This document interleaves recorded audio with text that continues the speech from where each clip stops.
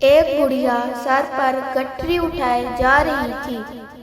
ایک خوبصورت نوجوان آتا ہے اور کہتا ہے، اماں یہ گٹھری کدھر لے کر جا رہی ہیں؟ لائیں مجھے دیں، میں اٹھاتا ہوں۔ بڑھیا کہتی ہے، بیٹا سنا ہے شہر میں ایک جادوگر آیا ہوا ہے جس کا نام محمد ہے۔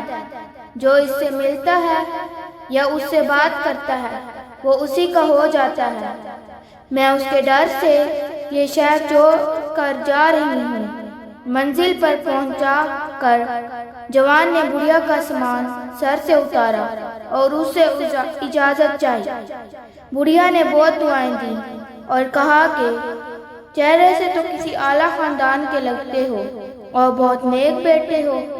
تم نے میری مدد کی ہے، میری نصیحت مانو، تم بھی اس جادوگر سے بچ کر رہنا۔ ارے ہاں، میں تمہارا نام تو پوچھنا بھول ہی گئی، بیٹا کیا نام ہے تمہارا؟